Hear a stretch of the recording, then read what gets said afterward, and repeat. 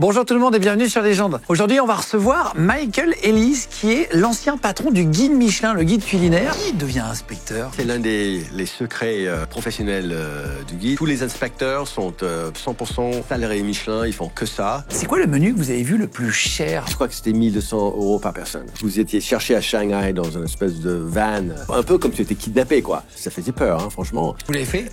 Ah, oui. C'est vraiment très bien? Ah, c'est incroyable, c'est incroyable. C'est quoi la chose que vous avez mangé le plus improbable? Je suis pas très insecte, mais ça, c'était du fourmi amazonienne. Bon, ça bougeait pas, mais bon, c'était sur les coups. Ça donne faim, cette émission. Bonjour tout le monde et bienvenue sur Légende. Aujourd'hui, notre invité, c'est l'ancien patron du guide Michelin. Il s'appelle Michael Ellis. Il a été patron du guide Michelin de 2012 à 2018. Il va nous raconter les coulisses. Vous allez voir, il a un accent américain puisque c'est le premier américain à avoir été nommé patron du guide Michelin. Il va nous expliquer comment les inspecteurs du guide Michelin sont anonymes, se cachent, arrivent au restaurant évidemment sans s'annoncer. Est-ce que ça ressemble à un film de Louis de Funès? Est-ce qu'il prend vraiment, comme dans un film avec De Funès, est-ce qu'ils prennent des aliments et qu'ils cachent dans leur veste? Il va nous raconter un peu comment ça se passe, comment il décide, et qui décide d'ailleurs de donner 1, 2 ou 3 étoiles à certains restaurants. Il va nous raconter tout ça. C'est-à-dire, ça va être vraiment très intéressant. J'avais jamais entendu un patron de guide Michelin raconter tout ça. Et je voulais remercier notre partenaire, c'est Limova. Limova qui est la première plateforme d'agents d'intelligence artificielle, donc des assistants, mais fait uniquement à base d'intelligence artificielle. Johan Drahi, qui est le cofondateur de cette société, est venu en parler dans l'émission. Donc je vous mettrai le lien si vous voulez aller voir l'émission après celle-là. Et donc vous avez des assistants qui ont des prénoms et qui vont, par exemple, vous aider à faire des tâches différentes. Il y en a, par exemple, qui vont pouvoir vous aider à prendre des rendez-vous, à répondre à votre place au téléphone, donc comme une assistante, par exemple, ou une secrétaire. Il y en a qui vont vous aider à écrire des posts sur les réseaux sociaux, ou alors même des agents marketing. Vous allez voir, il y en a pas mal. Et donc, vous allez directement sur la plateforme, et d'un seul message sur WhatsApp, il nous expliquait qu'il pouvait donc faire écrire et poster sur LinkedIn un nouveau post. Donc voilà, ça peut se faire en un seul message WhatsApp. Donc il expliquera mieux que moi. Je vous laisse en tout cas aller voir dans la description. Et en fait, l'intérêt, c'est de permettre de gagner du temps et de toutes les petites tâches comme ça, si on peut les déléguer à l'intelligence artificielle, d'avoir plus de temps pour profiter de sa famille, de son week-end et de ses vacances. Et donc je mettrai le lien dans la description donc de Johan Drahi, qui est le cofondateur de Limova. Vous allez voir, c'est vraiment très pratique et c'est assez marrant d'ailleurs parce qu'on les a testés dans l'émission. Et maintenant c'est parti. On y va avec l'ancien patron du guide Michelin qui s'appelle Michael Ellis sur Légende. C'est parti. Bonjour, je suis Michael Ellis, je suis l'ancien patron du guide Michelin et je vais vous raconter ma vie au guide. Et ben voilà, je vais reprendre le clap. Bienvenue Michael. Je vous appelle Michael ou Michael? Oh Michael, c'est Michael, voilà. Vous venez du Colorado? Je suis exactement, j'ai passé toute ma jeunesse dans l'État de Colorado, aux montagnes rocheuses, aux États-Unis. On va revenir sur votre vie. Vous avez été le premier Américain à la tête du guide Michelin. Exactement. De 2011 à 2018. Exact. Juste, le guide Michelin, on va revenir un peu sur votre parcours, comment vous êtes retrouvé à la tête du guide Michelin. Oui. Toutes les questions qu'on se pose aussi, comment est-ce que ça se passe quand on est restaurateur, quand on est chef? Est-ce que l'inspecteur se présente? Est-ce qu'il explique? Vous allez nous répondre à toutes ces questions-là si vous voulez bien. Enfin, Bien en tout cas, je sais qu'il y a toujours une partie secrète. Oui, exactement. Mais en tout cas, ce que vous pourrez dire, voilà.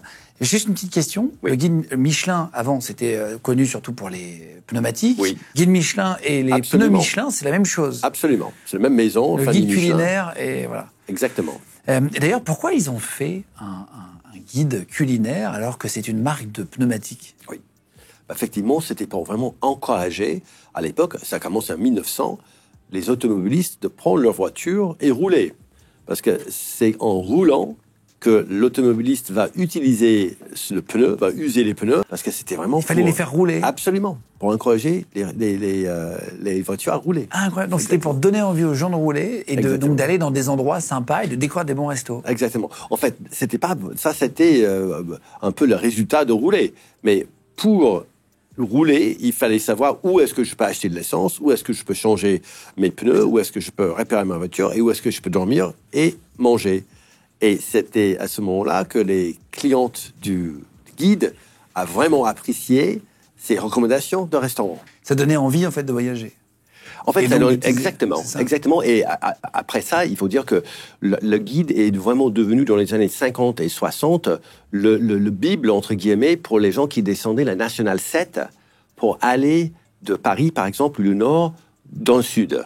Et donc, vous allez voir qu'il y a beaucoup de restaurants qui sont sur cet axe nord-sud, que ça soit Bernard Loiseau, à Saulieu ou Lyon, non, exactement, la Maison Pic à Valence.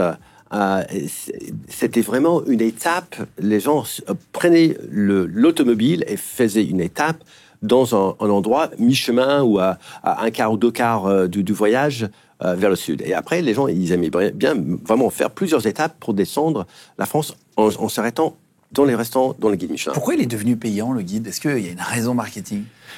En fait, elle est devenue payante parce qu'au début, l'histoire, je ne sais pas si c'était André Michelin ou Édouard Michelin, ils sont allés dans un garagiste, c'était je ne sais pas, en 1910 ou 1920, et ils voyaient un automobile qui était surélevé et ils ont utilisé des guides Michelin pour caler le voiture. Donc, et à ce moment-là... Ils s'en servaient comme d'une cale, quoi. Oui, voilà, c'est un cale. Ils respectaient pas le guide. Exactement. Donc, en fait, je crois que les frères Michelin ont compris que si vous donnez gratuitement quelque chose, la perception que cette chose n'a pas de valeur. Donc, ils ont décidé, il faut le vendre pour au moins communiquer le fait qu'il y a quelque chose de valeur dans ce guide. L'homme respecte ce qu'il paye, quoi. En fait, effectivement. Oui. Il y a combien de restaurants dans le guide? Aujourd'hui, maintenant, moi, je suis parti, donc, j'ai quitté le guide en 2018. Donc, quand je suis parti du guide, et à l'époque, il y avait une présence dans 28 pays. Il y avait à peu près 10 000 restaurants dans tous les guides. Aujourd'hui, parce que depuis que je suis parti, le guide a continué de se développer à l'international. Et il doit avoir, à mon avis, pas loin de 12 ou 13 000 restaurants dans tous les guides dans le monde. On dit que c'est un guide gastronomique. Qu'est-ce que c'est un restaurant gastronomique? Qu'est-ce que ça veut dire? Parce qu'on entend ce terme souvent, c'est un restaurant étoilé peut ne pas être gastronomique. C'est deux choses différentes? C'est une bonne question. C'est compliqué parce que la gastronomie fait référence à la nourriture. À la nourriture, le monde culinaire. Donc, en général, on dit haute gastronomie. C'est ça que la gastronomie, c'est par définition... Et tous les restaurants sont exactement, gastronomiques. Voilà, exactement. Restaurant gastronomique, mais dans le langage de tous les jours, l'idée d'un restaurant gastronomique... C'est luxe. C'est luxe, c'est le produit de qualité, c'est un travail soigné, une transformation... C'est haut de gamme, des bons produits, c'est haut de gamme, mais c'est surtout une sophistication, c'est une transformation des produits en cuisine, mais pour vraiment faire quelque chose, un plat, des goûts, des saveurs, des textures qui sortent de l'ordinaire. Est-ce qu'il y a, alors il y a que des restaurants gastronomiques dans le guide, ou est-ce qu'il peut y avoir des restaurants un peu très simples, bien sûr, restaurants familiaux? Bien sûr. Je pense que tout le monde ne le sait pas, ça. Oui, et c'est dommage quelque part parce que le guide est surtout connu pour les étoiles, donc 1, 2 et 3 étoiles, mais en moyen, la vaste majorité des restaurants dans un guide ne sont pas étoilés. Donc, il y a à peu près 75 à 80% des restaurants qui ne sont pas étoilés, où ils ont ce qu'on appelle un bib gourmand. Donc, ça représente un restaurant où tu as un bon rapport qualité-prix. En général, c'est entrée, plat, dessert. À mon époque, c'était 36 ou 37 euros. Peut-être aujourd'hui, c'est peut-être 40 ou 42 euros. J'ai pas vérifié le seuil de prix pour le bib gourmand, mais c'est vraiment un bon repas à un prix abordable. Sinon, c'est simplement des bons restaurants. Et c'est très important de savoir que, par exemple, quand tu vas dans n'importe où le guide est présent, on va dire dans le sud de la France ou la côte amalfitaine d'Italie ou la Costa Brava en Espagne, sur n'importe quel port de pêcheurs, tu vas voir 10, 15, 20, 30 restaurants. Et évidemment, peut-être la moitié vont être médiocres, quelques-uns vont être exécrables, exactement. Mais il y a toujours le perle rare qui est vraiment le restaurant c'est ça le restaurant, ou c'est peut-être un ou deux, qui sont vraiment le restaurant qui sort de l'ordinaire et c'est vraiment une cuisine très soignée. Et le guide te dirige vers ce restaurant-là. Est-ce que maintenant, avec Internet, il y a plein d'applications qui font ça, TripAdvisor, qui peut guider, etc. Comment vous vous différenciez avec l'arrivée d'Internet, justement? Écoute, l'Internet, comme tu le sais très bien, c'est ce qu'on appelle UGC, User Generated Content. Donc, c'est les utilisateurs qui le génère. Et donc, la différence entre ça, donc le citoyen lambda, mais tu sais pas si cette personne, est-ce qu'il sait manger, lui ou elle, est-ce qu'ils ont le même goût, est-ce que c'est un copain du restaurant, est-ce que c'est un ennemi du restaurant, bien sûr. Est-ce que c'est des faux avis? Bien sûr, bien sûr. Ça arrive? Bien sûr. Attends, mais je ne sais pas si tu connais l'histoire de The Shed, de TripAdvisor. The Shed était des malins. C'est quoi le Shed? Le Shed, c'était un restaurant, soi-disant un restaurant en dehors de Londres. Il y avait un groupe des gens qui voulaient un peu faire une farce au TripAdvisor. Donc, ils ont créé un faux restaurant qui n'a jamais existé. Ils ont commencé d'envoyer des avis en disant c'est fantastique. Ils ont créé même un lieu. Et tout d'un coup, The Shed est devenu le restaurant numéro 1 en Angleterre. Alors qu'il n'existait pas? Qu'il n'existait pas. D'accord? Tout était faux, tout était truqué. Bon, après, TripAdvisor a mis je crois qu'il a mis des choses en place pour éviter que ça se passe, mais c'était une façon pour ces gens, pour montrer que les UGC peuvent être manipulés. Et la différence, évidemment, le guide Michelin n'utilise que des salariés Michelin, donc c'est 100% salariés Michelin. C'est des gens qui sont évidemment, ils sont anonymes quand ils vont dans le restaurant. Ils payent toujours leur édition. Les guides, toujours. J'allais vous poser la question. Oui. Ça. Les inspecteurs du guide Michelin payent leur adhésion? Toujours. Quand un inspecteur arrive, oui. Il ne se déclare pas inspecteur du guide Michelin. Non. C'est un client mystère. C'est un client mystère. C'est un client lambda, comme n'importe quel autre client. Et ça, c'est très important parce que le guide Michelin est fait pour les particuliers, pour les gens qui utilisent des guides, et il veut manger pareil. Le but de l'inspecteur, c'est d'avoir une expérience telle que le client, le lecteur du guide Michelin qui va avoir. Exactement.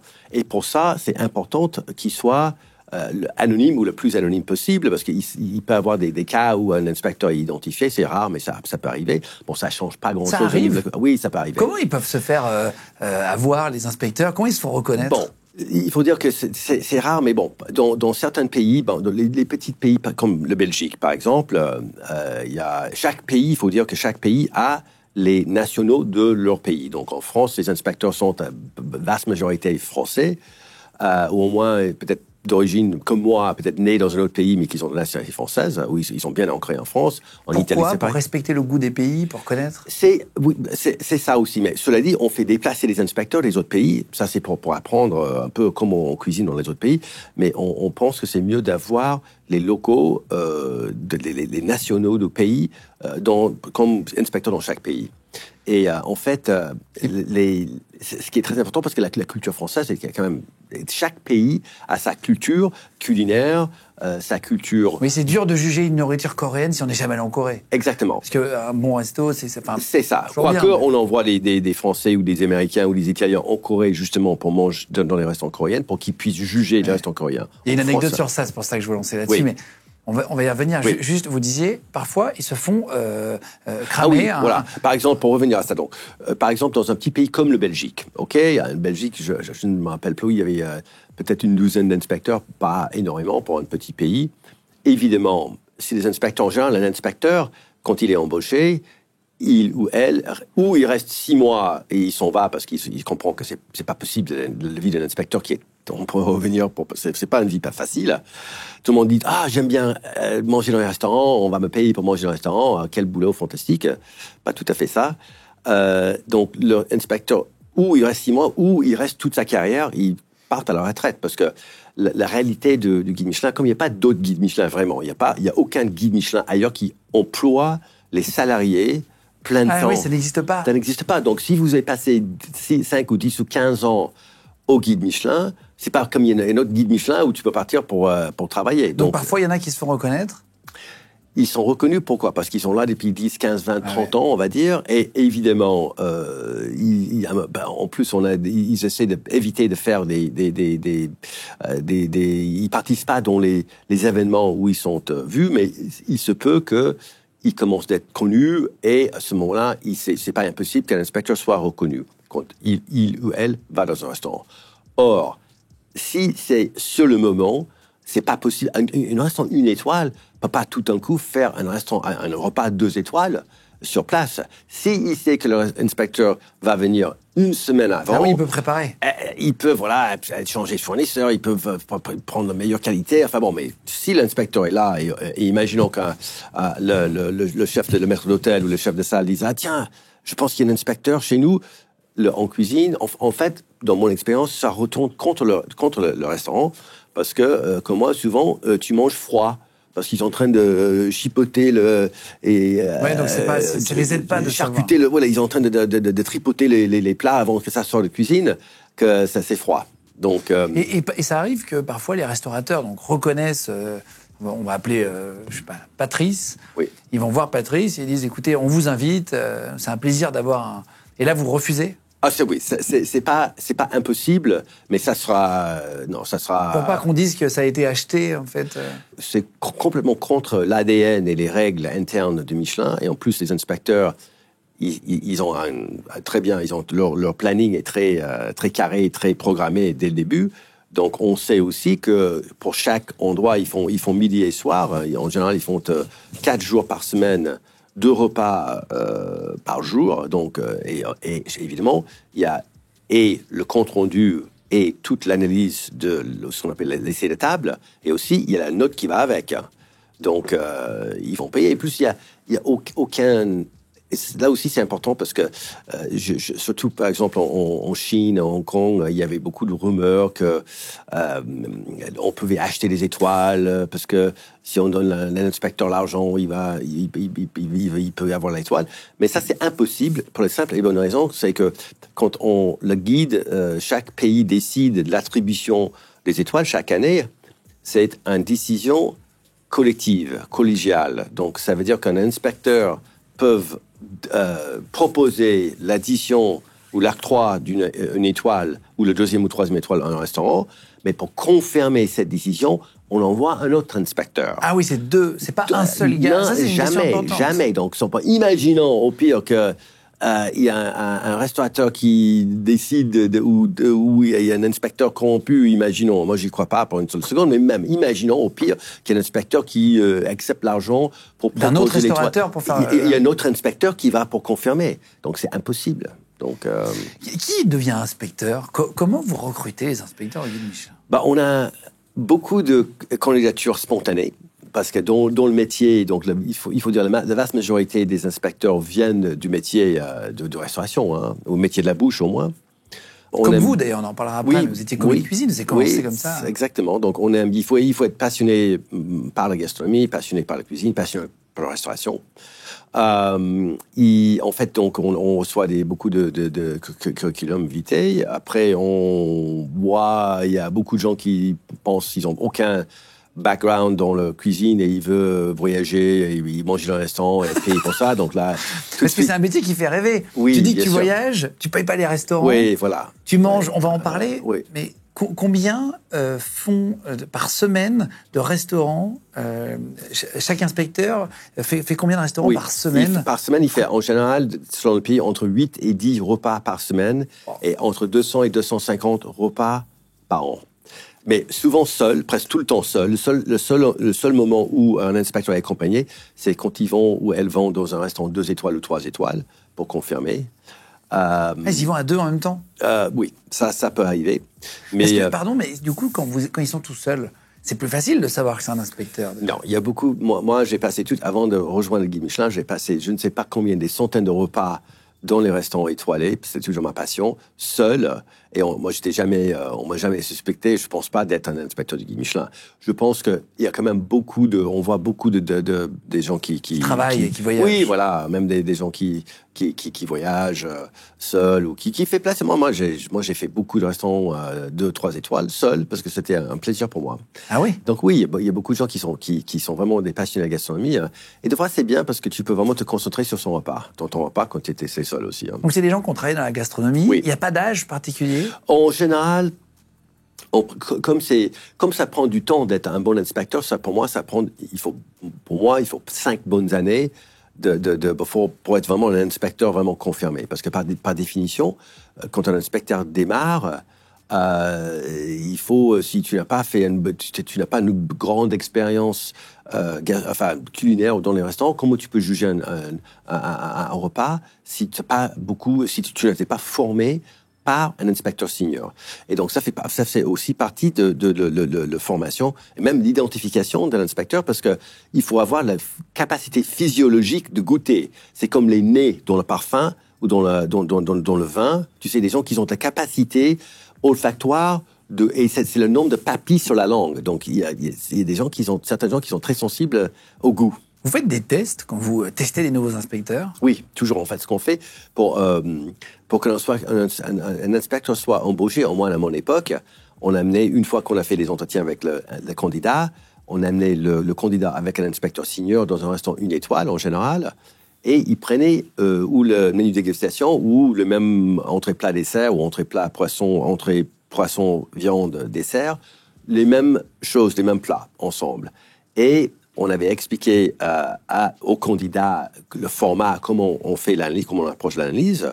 Et après, ils vont au bureau et l'inspecteur fait son rapport. Et là, le candidat fait son rapport aussi. Vous comparez les deux rapports. Exactement. Donc, on voit avec le candidat, on dit, voilà, on va regarder votre rapport. Vous parlez des 5 critères. Ça, c'est aussi très important. Le guide Michelin, tout le monde, j'étais souvent accusé d'une opacité, ou le guide Michelin est opaque, on ne sait pas comment les repas sont jugés, mais c'est hyper faux. Il suffit de regarder dans n'importe quel guide Michelin et ils expliquent très clairement les 5 critères utilisés pour juger un repas. Le premier, c'est la qualité et fraîcheur de produits. Toute bonne cuisine commence avec les produits. Le deuxième, c'est la maîtrise de cuisson. Ça, c'est essentiel. Les choses doivent être parfaitement cuites. Pas trop cuit, pas assez cuit, mais parfaitement cuit. Même si par exemple, avec un viande, on peut demander rosé ou à point ou même bien cuit. Il faut que cette cuisson soit respectée. Un poisson a peut-être une fenêtre de 30 secondes où c'est vraiment parfaitement cuit. Avant, c'est pas assez cuit, et après, c'est trop cuit. Et donc, la cuisson, c'est très important. La troisième chose, c'est la harmonie et l'équilibre dans les saveurs. Il faut que ça soit pas trop sucré, pas trop salé, pas trop acide, pas trop amer, que le béarnaise dans l'estragon dans la béarnaise soit pas trop présent, mais pas assez présent non plus. Donc c'est très très subtil. Et le 5e critère, c'est la consistance, la régularité. Ça soit entrée, plat, dessert, les fruits, les légumes, la viande, le poisson, ça doit être homogène pendant le repas. C'est de bonne qualité de A à Z. Et régularité dans le temps. Donc, si un inspecteur vient au mois de février, juin ou novembre, on a la même qualité de repas. Est-ce que vous jugez, le guide Michelin, est-ce qu'il juge dans l'attribution des étoiles ou des notes, la sympathie des serveurs, des salariés, la beauté du lieu, le confort des chaises, j'en sais rien? Non, ça n'existe, que de la nourriture. Ça n'est jamais pris en compte pour les étoiles. Or, dans le passé, ça n'existe plus, enfin, à ma connaissance, on avait ce qu'on appelle les couverts. Une fourchette et un couteau croisés, 1, 2, 3, 4, 5, de 1 à 5, rouge et noir. Et c'était très compliqué parce que personne ne comprenait ça, ou très peu de personnes comprenaient ça. C'était un couvert était très simple jusqu'à 5 couverts hyper luxe. Et rouge indiquait un vrai ambiance très, très, très particulier. Donc, un restaurant très simple, mais bon, peut avoir un couvert noir jusqu'à un restaurant, même sans étoiles, hyper luxueux, qui peut avoir 5 couverts. Et ça aussi, ça comprend le service et tout ça. Mais pour l'attribution de l'étoile, il y avait des rumeurs que il y avait des toilettes étaient sales, donc ils n'ont pas eu la 3e étoile. Enfin bon. Ça, c'est faux? C'est faux. C'est faux. C'est-à-dire que les salariés peuvent être atroces, vous pouvez avoir un service désagréable et mettre une étoile? Non. À ce moment-là, on ne met pas le restaurant dans le guide. Ah oui, oui. Ah oui, carrément, vous sentez...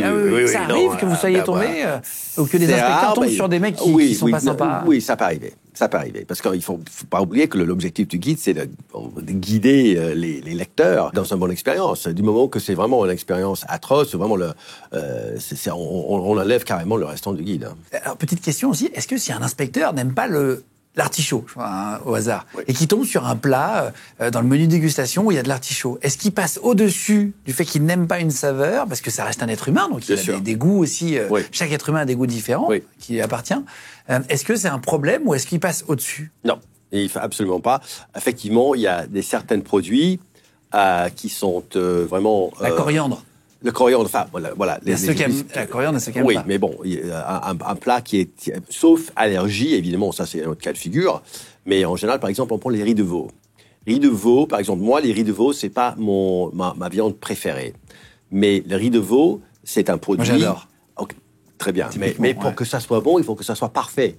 Un riz de veau doit être de qualité extraordinaire et la cuisson doit être parfaite.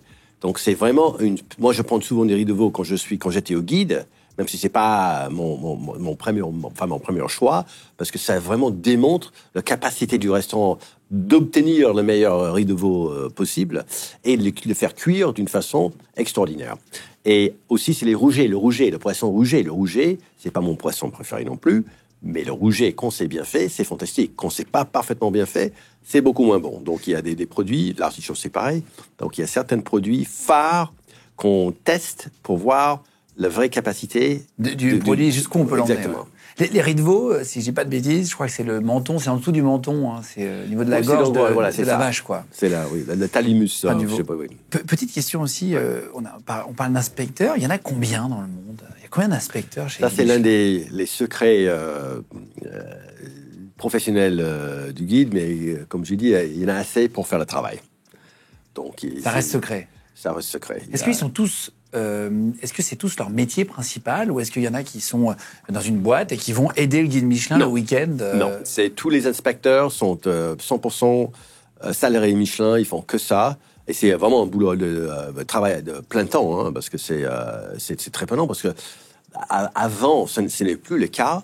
Mais avant, le guide Michelin avait, à l'époque, les hôtels dans le guide. Maintenant, ils ont une autre division hôtellerie. Ils ont séparé l'activité guide, restaurant avec l'hôtel. Mais avant, les inspecteurs, entre repas, inspectaient les hôtels. Donc, aller dans les hôtels, pour dire, voilà, oui. C'est-à-dire qu'à chaque fois qu'ils mangent le midi dans un restaurant, ils vont après se faire le rapport. Exactement. Donc, l'inspecteur va... Déjeune, il prend son petit déjeuner. Il va inspecter les hôtels entre 10h et 13h, on va dire. De 13h à 15h, il ou elle déjeune. De 15h à 17h, il fait les rapports. Et de 17h à 20h, il inspecte de nouveau les hôtels dans la zone d'activité. C'est énorme, le budget du guide Michelin. Énorme. C'est énorme. Un restaurant 1 étoile, je ne sais même pas combien ça coûte. Un menu dans un 2-3 étoiles. Oui. Combien ça coûte, d'ailleurs? Bon, en moyenne, aujourd'hui, il faut compter... et les inspecteurs aussi, en général, ils boivent pas beaucoup d'alcool parce qu'ils sont... Ils ont un budget, quand même, pour goûter au vin? Oui, enfin, pour un budget global, bien sûr. Mais il faut compter aujourd'hui, à la louche, un repas... ça dépend, parce qu'il y a des menus midi aussi, des menus déjeuner qui sont moins chers. Mais en général, pour un repas dans une étoile, avec peut-être maximum 2 verres de vin, il faut compter 150 €. Dans un 2 étoiles, c'est plutôt 250. Et dans un 3 étoiles, ça peut être 350, 500, 600 €. Après, il n'y a pas de limite. Il n'y a pas de limite. Enfin, pas pour l'inspecteur. Hein. L'inspecteur est très limité. Hein. Enfin, il faut être raisonnable. Hein. Sinon, ça serait même pas rentable, le guide Michelin, avec... L'objectif n'a jamais été la rentabilité pour le guide Michelin. L'objectif du guide Michelin a toujours été de créer une valeur, une image et un Michelin, sentiment. Ça apporte l'image. L'idée un peu, c'est que on a même fait des études pour démontrer que la guide Michelin d'abord est responsable pour à peu près 80% du mention de la marque Michelin. C'est pas quand tout le monde veut parler de la cuisine et les restaurants et les guides Michelin. Personne ne va parler des pneus. Pneus, c'est pas... Sauf les motards. Quand tu vas crever. Sauf quand tu es un motard. Moi, j'avais passé 4 ans à Clermont-Ferrand en tant que responsable commercial, directeur commercial pour le moto. Là, les motards, parce que le motard, ton pneu est très important quand tu es un motard. Hein. Quand tu es dans la voiture et quand tu es un agriculteur, ton tracteur, le peu est important.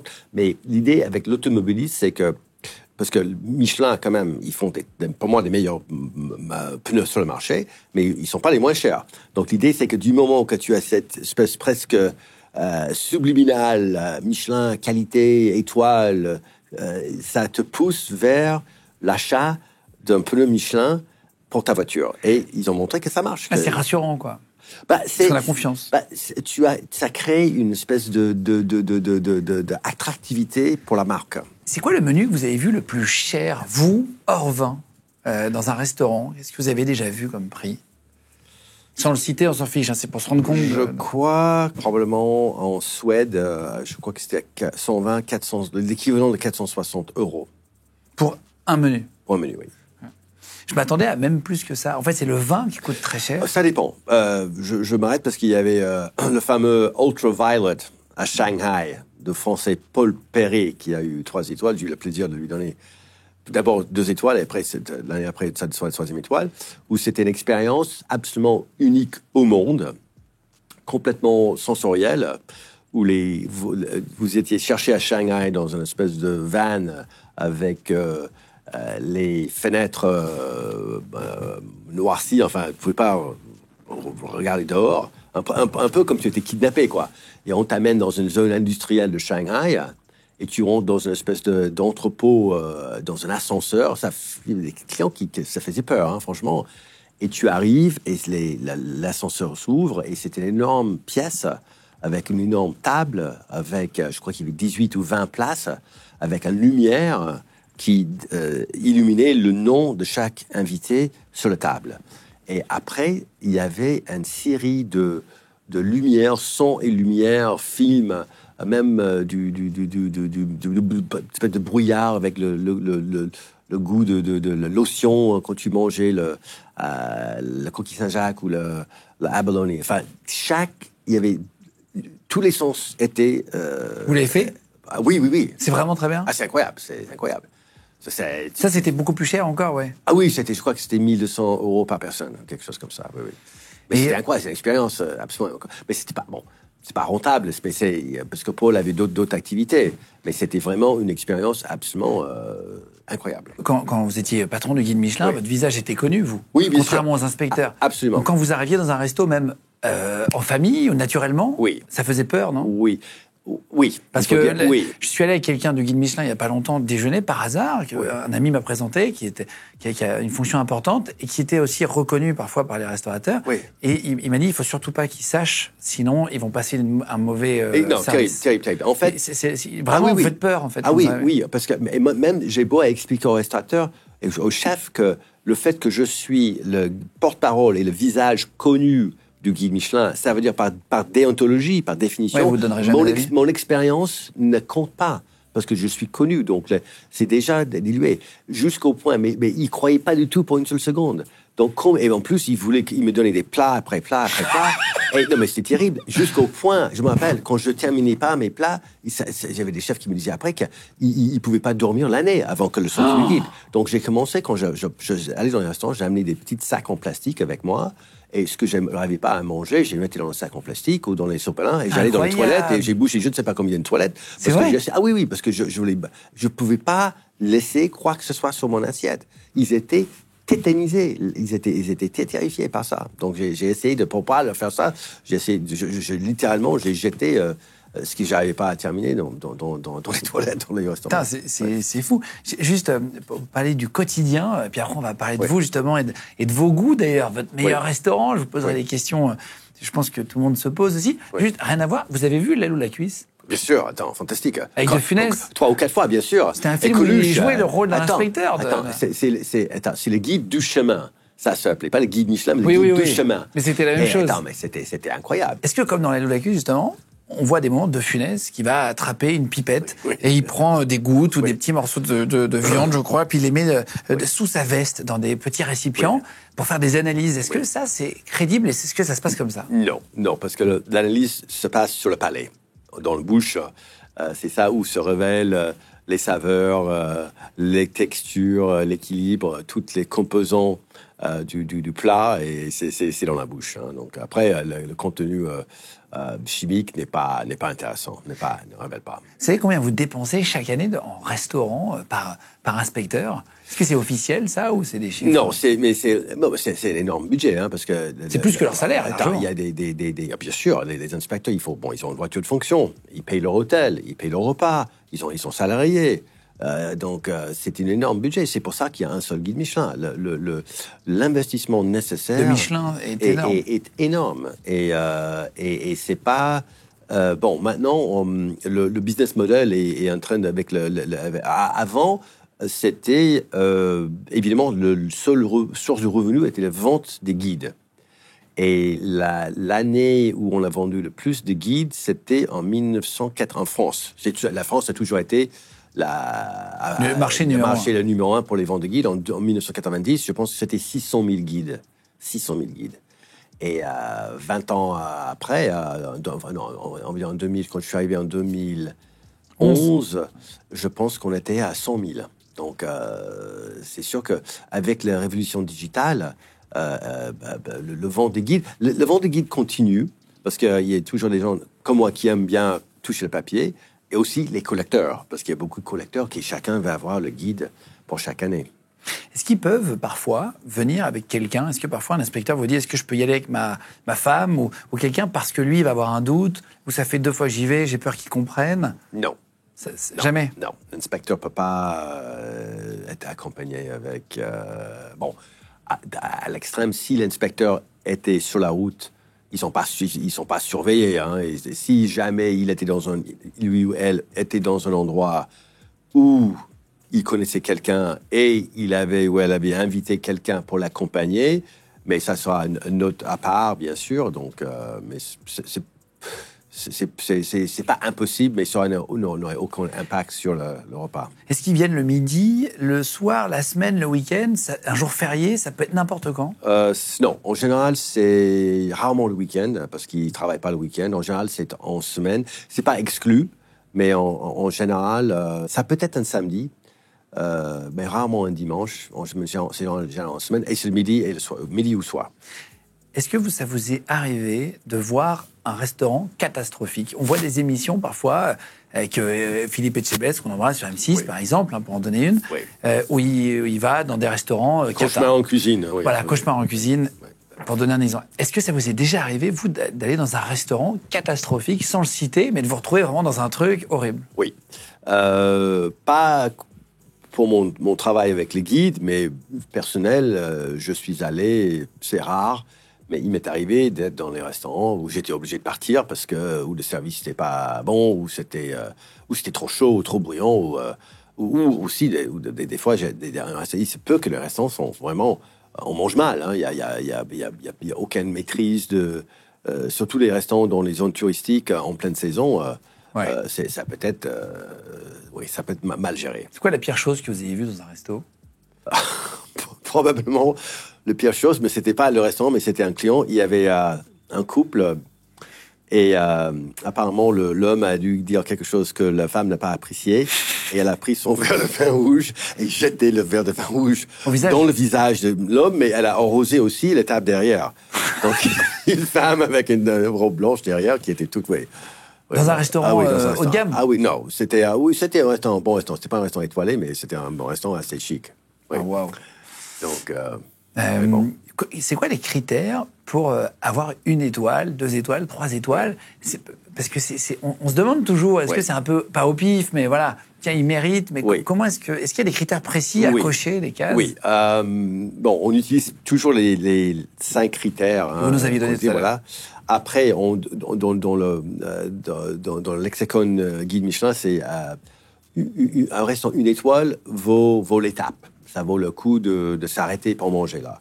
Le 2 étoiles, ça vaut un virage. Ça vaut un détour. Un détour, exactement, merci. Un détour pour y aller. Et le 3 étoiles, ça vaut le voyage. Les 3 étoiles, c'est une destination en soi. Ah, on va jusque là-bas. C'est une espèce de pèlerinage gastronomique pour aller à un 3 étoiles. Donc, pour une cuisine en 1 étoile, en général, il faut des très produits, pas forcément des produits de luxe, de caviar, de foie gras ou de truffes. Mais par exemple, on peut faire une cuisine étoilée avec des produits simples, avec du chou, avec de chou-fleur, avec de l'artichaut, avec des carottes, avec de maquereaux, par exemple. Mais il faut vraiment que ces produits soient de super qualité. Pas des produits nobles, forcément. Pas forcément des produits nobles. Mais frais. Mais les produits de goût. Et c'est ça, parce que là où on voit aujourd'hui, quand on voit un tomate, on sait la différence entre un tomate qui a un goût aujourd'hui, pas surtout on a une maison dans le sud, dans le Var, et puis là, on a des tomates en ce moment qui sont juste extraordinaires. Le huile d'olive, c'est extraordinaire. Le chou-fleur, quand c'est vraiment goûteux, les carottes. Ça donne faim, cette émission. C'est rare qu'on parle autant de nourriture dans une... Le beurre, c'est très important aussi. Hein. C'est des très, très, très, très, très bons beurres salés. Donc, on cherche un certain niveau de qualité et de raffinement dans une étoile. Après, en 2 étoiles, on met la barre plus haut. On cherche vraiment la technicité. On cherche les goûts et les saveurs vraiment qui sortent de l'ordinaire et qui vraiment montrent une vraie maîtrise technique en cuisine. Et pour les 3 étoiles, juste pour terminer, là, on cherche une vraie émotion. Ça, un 3 étoiles doit être vraiment... je dis pas larmes, ça va provoquer les larmes aux yeux, mais presque ça doit être aussi une expérience qui est inoubliable. Vous avez déjà eu, vous, les larmes aux yeux en tant que patron de guide Michelin dans un restaurant, honnêtement? Est-ce que ça vous est déjà arrivé de vraiment dire ouais, c'est trop de bonheur? Oui, ou presque. J'ai eu des moments où tu comprends que c'est ça, le Graal sacré, c'est ça.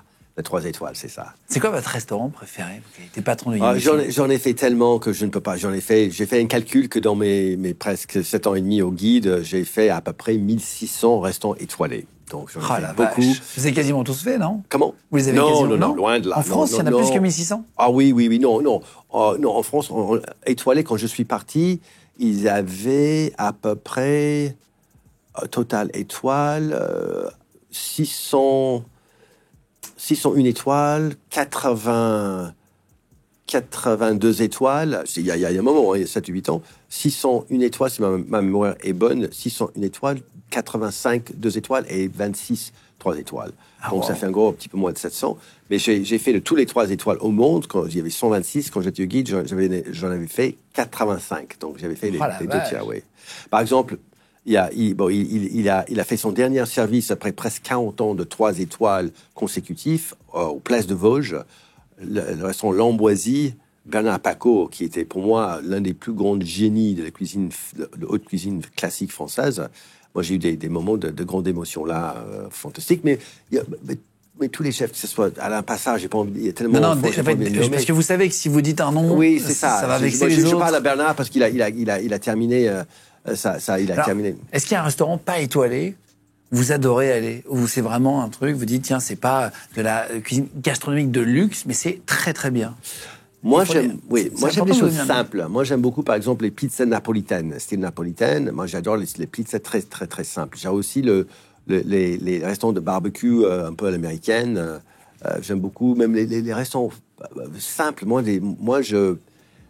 J'aime des bons produits, des bons poissons, des choses simples. Un bon poisson, un bon bar, en croûte de sel ou grillé. En fait, finalement, on peut très bien manger pour pas forcément... bien sûr. On peut très très bien manger pour pas cher, ça c'est l'objectif, bien sûr, comme les bibes gourmands. Et en fait, l'étoile ou le 2 ou 3 étoiles surtout, c'est toute l'expérience. C'est le luxe, c'est le décor, c'est les cartes de vin, c'est le service. Quel est le meilleur restaurant pour un rendez-vous romantique? S'il y en a qui veulent organiser un rendez-vous romantique avec leur femme, avec leur copine. Il y a tellement, je peux pas. Il y en a beaucoup, en fait. Mais je comprends le fait de ne pas pouvoir donner de nom. Oui, parce que... je peux pas, mais il y a tellement.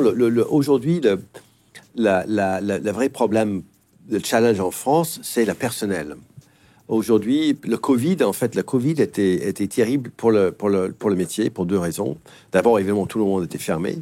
Et beaucoup de personnel, parce que la vie de quelqu'un qui travaille en restauration, c'est très compliqué. Hein. C'est souvent le week-end. C'est très tôt le matin. C'est tard le soir. C'est tôt le matin. Et souvent, c'est pas compatible avec une vie de famille. On voit pas ses enfants. Et pendant le Covid, il y avait beaucoup de gens qui travaillent dans la restauration. Tout d'un coup, ils voyaient leurs enfants. Les enfants ont dit « Papa, maman, je veux pas que vous rentrez. Je veux pas que tu rentres travailler en cuisine. » Donc, ils ont trouvé d'autres occupations, d'autres travails. Et donc, il y a un grand manque de personnel. Et aussi, maintenant, il y a beaucoup de restaurants à Paris, normalement, qui sont fermés le samedi, dimanche. Samedi dîner, c'est traditionnellement le service, le dîner de la semaine, le plus fréquenté. Maintenant, il y a beaucoup de restaurants qui sont fermés le week-end pour le personnel. Donc, ils font lundi, vendredi, 5 services, 10 services par semaine, ou même moins. Hein. Donc, et c'est ça le problème. Et aussi, le pouvoir d'achat avec l'inflation, c'est un moment, c'est pas facile pour les restaurateurs, mais tu as par exemple le groupe Big Mama, tu as entendu parler à Pizza Popolare. Ils ont trouvé un moyen de livrer, offrir une très belle prestation à un prix intéressant, et ça cartonne. Donc il y a toujours, les gens ont envie d'aller sortir manger, ils ont envie d'être ensemble, ils ont envie de se parler, ils ont envie de passer un moment ensemble, de boire, de manger et être ensemble. Quand il y avait des étoiles, 2 étoiles, quand ils passaient à 3 étoiles, par exemple, est-ce que c'est vous, le patron de Guide Michelin, qui allait appeler directement les chefs Oui, pour leur annoncer? Oui. Ça devait être agréable. J'ai pris un plaisir particulier à faire ça. Vous appelez le chef directement? Oui. Et j'ai fait ça partout dans le monde, hein, presque. Vous avez eu des réactions incroyables ou pas? Oui, c'est bien sûr. C'est un moment. Ça change. Moi, je vois dans ma vie professionnelle aujourd'hui, bon, je suis consultante maintenant, mais je continue de travailler avec des groupes d'hôtellerie pour leur aider avec leur restauration. Et souvent, je retourne et je vois les chefs à qui j'ai donné des étoiles il y a 8, 10, 12, 15 ans. Et ça leur a changé la vie, ça marque une vie. L'octroi de 1, 2 ou 3 étoiles, ça change la vie d'un chef. Après la naissance d'un enfant, c'est la chose dans leur vie, les chefs qui me disent, la chose qui m'a plus marqué dans ma vie. L'attribution de l'étoile. Bien sûr, c'est énorme, parce que ça change complètement, ça change la clientèle. Tu rejoins... Ça augmente leur chiffre d'affaires. J'imagine, ça fait venir le chiffre d'affaires, bien sûr, mais bon, c'est pas une garantie de rentabilité. Hein. L'étoile, ça donne une visibilité, mais après, il y a malheureusement des restaurants étoilés qui ferment. Hein. Il y a plein de restaurants, oui, il y a plein de restaurants qui n'auraient jamais une étoile, mais qui fonctionnent super bien. Et moi, j'ai toujours dit aux chefs, parce que souvent, il y avait des chefs qui disaient « Oui, monsieur Lise, on a besoin d'une étoile pour survivre. » Et j'ai dit « Écoutez, il faut que pour réussir dans ce métier, il faut comprendre 3 choses. Qu'est-ce que mes clients veulent manger? Combien ils veulent payer? Et dans quelle ambiance ils veulent être? Si tu comprends ça, ton restaurant va réussir. Parce qu'il faut pas... Souvent, les chefs, dans mon expérience, les chefs sont moitié artistes, moitié athlètes. Athlète, pourquoi? Parce que c'est très physique, d'être debout sur les 2 pieds 15 ou 18 heures par jour. Ouais. C'est terrible. En plus, c'est beaucoup de mouvements, c'est quand même très physique, très prenant. Et artiste, parce que le chef de niveau veut s'exprimer, veut exprimer leur art dans la cuisine. Et souvent, les chefs pensent pas à qu'est-ce que mes clients veulent manger. Donc, ils cuisinent pas pour leurs clients, ils cuisinent pour eux. Ils cuisinent que eux, ils ont envie de cuisiner en espérant que les clients veulent l'acheter. Et si ça marche pas, ça peut créer un problème. Mais il y a plein de restaurants qui marchent bien, qui sont jamais une étoile, mais qui sont très bien, ouais. Oui, enfin, et financièrement très solides. Très rentable. Là, vous dites que vous appelez vous-même quand il y a une étoile en plus. Est-ce que vous appelez vous-même quand il y a une étoile en moins? Quand ça passe de 3 à 2, par exemple? Oui, ça c'est difficile, c'est pénible, c'est douloureux. Moi, je crois que ça se fait plus maintenant, mais moi j'avais donné, j'essaie de donner des signaux aux chefs 3 étoiles quand ils étaient en péril, même avant de leur enlever. Ouais. Oui, mais je crois que ça se fait plus maintenant, mais moi je voulais parce que la perte d'une étoile, c'est une catastrophe. C'est une catastrophe pour l'équipe, c'est une catastrophe pour le chef, pour le restaurant, et c'est une catastrophe pour la région dans laquelle le restaurant se trouve. Mais malheureusement, c'est nécessaire parce que c'est très important que le niveau soit là. Et souvent, on voit les restaurants qui sont un peu en mode croisière. On se sent arrivé. C'est jamais une chute brutale, mais ça devient moins en moins soigné. Les cuissons sont de moins en moins maîtrisées. Les produits sont de moins en moins de qualité. Et doucement et sûrement, ça descend. Quand vous les appelez, pour terminer, les étoiles, vous leur dites au téléphone, tu vas passer de 2 à 3 étoiles. Est-ce qu'il y a une cérémonie qui est organisée sur place, avec vous qui vous déplaciez à l'époque? Bien sûr. On faisait des énormes cérémonies dans les grandes salles, les grands espaces où on faisait la mise en scène, où on les appelait un après les autres. Oui, fantastique. Ça, c'est parmi mes plus plus grand souvenir de Meilleur souvenir. Mon meilleur souvenir, c'était quand tu appelles un chef, et j'ai fait ça dans 27 pays différents, hein. Et chaque fois, c'est pareil, quand je souvent, je donne ou un guide ou la veste, parce qu'on donnait une veste avec leur nom, avec l'étoile, et je mettais mon main sur le dos quand je donnais des guides, et je sentais chaque personne, le cœur qui bat fort. C'était des moments impressionnants. Je vais vous poser des questions sur les rumeurs. J'ai regardé un peu sur Internet, guide Michelin, rumeurs, etc. Oui. Vous allez me dire si c'est vrai ou faux. Est-ce que si un chef étoilé part d'un restaurant, le restaurant garde l'étoile? Chef étoilé, en fait, n'existe pas. Il n'y a pas des chefs étoilés parce que c'est l'établissement qui est étoilé. Le restaurant qui est étoilé, l'équipe qui est étoilée.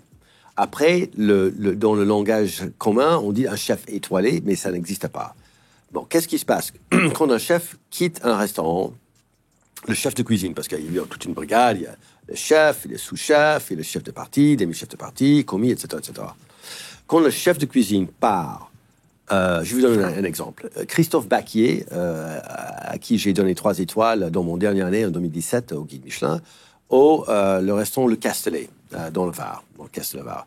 Lui, il est parti pour ouvrir son espèce de Airbnb, enfin pas un Airbnb, excuse-moi, maison d'hôte, et il a eu 2 étoiles d'ailleurs, et le sous-chef a repris la cuisine, et il a pu maintenir la 3e étoile. Parce que qu'est-ce qui se passe? Quand un chef part, le guide Michelin voit qui va remplacer le chef. Après, ils vont tester pour voir si le niveau peut être maintenu. Et si ça maintient, ils gardent la 3e étoile. Un restaurant étoilé est forcément un restaurant gastronomique. Donc là, vous avez répondu tout à l'heure. Oui. Ça ne veut rien dire, restaurant gastronomique. Non, mais théoriquement, tu dois être bien mangé. Je vous donne un exemple. Quand le street food. Moi, j'ai commencé avec... Est-ce qu'il y a des street food qui ont des étoiles? Oui, exactement. On a commencé ça d'abord à Hong Kong, avec les dim sum, après à Singapour. Les dim sum, c'est des... Les dim sum, c'est les en vapeur. C'est les, les petites bouchées de vapeur. Un peu blanches, là. Ouais. Voilà, souvent... Je vous mets une photo à l'image pour ceux qui regardent, si vous voulez. À vapeur. Tim Wan Ho à Hong Kong. Maintenant, c'est une chaîne. Ils ont 27 ou 28 établissements dans le monde entier. Après, on a commencé avec ce qu'on appelle le hawker stands à Singapour. Et il y avait 2 restaurants. C'est quoi ça? Un hawker stand, c'est vraiment typique de le Singapour et Malaisie. C'est les endroits où c'est un espèce de food court, souvent à l'extérieur, où tu as un chef qui a une espèce de cuisine. Et ils cuisinent, lui ou elle cuisine dans leur plat. C'est souvent 1 ou 2 ou 3 plats. Et les gens, pas dans la rue, mais en Thaïlande c'est dans la rue, mais en Singapour c'est plus dans les endroits spéciaux attribués pour faire le hawker food. Et il y avait un qui le restaurant s'appelle Hong Kong Soy Sauce Chicken Rice. Donc c'est le poulet qui est mariné dans ce soja spécial. C'est un chef d'origine malaisien, singapourien. Et il a eu, Chef Chan, il a eu l'étoile. La même année que Joël Robuchon a eu 3 étoiles. Première guide de Singapour. Et ça a fait un peu un bruit dans le monde entier parce que pour l'équivalent de 5 ou 6 euros, tu avais un assiette. Un plat étoilé.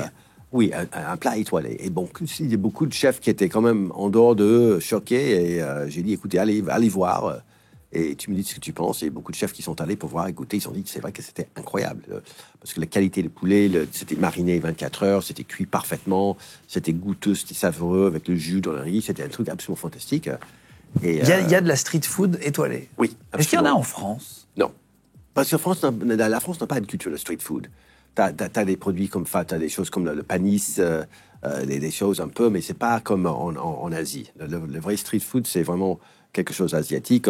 Il y avait le Jay Fai, le cuisinier en Thaïlande, à Bangkok, qui faisait des fritures de toutes sortes. Elle mettait des espèces de lunettes de ski ou de moto pour éviter qu'elle prenne de l'huile dans les yeux. Elle a eu une étoile. Non, mais c'est quelque chose qui est très particulier. Vous êtes américain, d'origine en tout cas. Vous êtes français maintenant, je disais. Comme je l'ai dit, je suis américain par naissance et français par choix. Donc oui, je suis français depuis, plus de presque 20 ans maintenant. J'ai encore 2-3 rumeurs, mais on y reviendra après. Mais est-ce que ça vous a porté préjudice? Est-ce qu'il y en a qui ont dit, attends, c'est quand même pas un Américain qui va nous donner des étoiles? Est-ce qu'il y a eu un peu de... Ah oui, quand je suis arrivé... Parce que c'est pas connu pour la haute gastronomie, les États-Unis. Ils ont plein d'autres qualités, mais pas... Non. Les États-Unis, ça a changé, mais surtout à mon époque, les États-Unis, on n'avait pas... Tous les bons restaurants aux États-Unis c'était des Français à l'époque. Mais je peux vous dire quand Michelin a annoncé que le nouveau directeur du guide Michelin, c'est un Américain qui vient du pneumatique, parce que j'ai passé 4 ans à Clermont-Ferrand en tant que directeur commercial de la division moto. C'était l'apocalypse pour beaucoup de chefs. C'était la fin du guide Michelin. L'Américain va le vendre, le fermer, mettre du McDo dans le guide Michelin, c'était catastrophique. Mais bon, quand ils ont su que quand même, j'avais quand même une bagage importante dans la restauration, ils étaient rassurés après. C'est quoi le meilleur fast-food pour vous? Bon, moi, en général, les fast-food un peu commercial, moi, j'y vais pas parce que c'est tout ce qui vient de l'usine. Je me doutais de la réponse, oui, mais je me... Oui. C'est pas... Moi, par contre, par exemple, un bon hamburger, on peut faire un bon hamburger, mais bon, c'est un hamburger avec une bonne viande, cuit sur charbon, avec un bon bun, comme on dit, fait de maison, c'est fantastique. Les bonnes pizzas, c'est bien, les bons barbecues, c'est bien, les bons produits sont bien. Non, mais les Italiens sont très forts aussi en cuisine. Vous disiez les Français, mais aux États-Unis, il y a des chefs italiens qui étaient très bons aussi. Ah, bien sûr. Les Espagnols sont quand même pas mauvais. Excellent, non, mais il y a des pays moins bons que d'autres. Enfin, l'Europe du Sud, c'est des pays de produits. Quand on voit la France, l'Italie, le Portugal, l'Espagne, exactement, la France, c'est incroyable. Entre les haricots de Pampol ou les haricots de Tarbes, ou il y a 15 types de tomates différentes. En Bretagne, tu as le chou-fleur, tu as les carottes, tu as les artichauts, tu as le poisson atlantique, tu as la Méditerranée, on a tout en France, c'est incroyable. C'est quoi le pays où on mange le moins bien en général? Il y a toujours des bons chefs partout, mais où la gastronomie est moins là. Les Anglais sont pas connus pour faire de la bonne bouffe. Non, mais attends, les Anglais, maintenant, ça a révolutionné. Tu as des chefs anglais, Simon Hogan qui a 3 étoiles, il y a... Non, mais est-ce qu'il y a des pays où... Oui, il y a des pays, par exemple, qui avaient un challenge au manque de produits.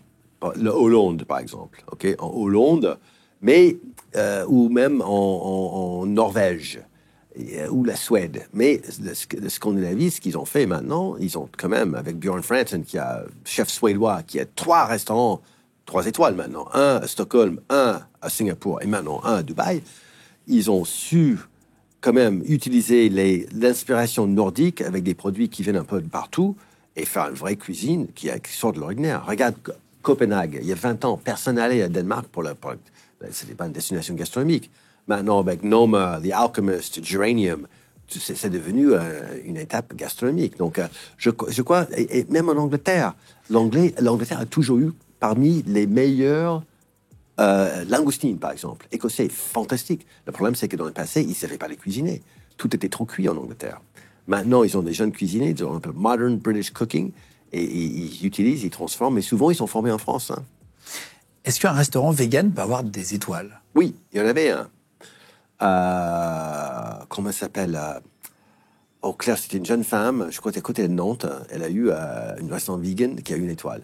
Il y a un restaurant végétarien, étoilé, Gioia à Milan. Il y en a un peu. C'est dans les rumeurs. Est-ce que certains chefs ont déjà saboté le travail d'autres chefs?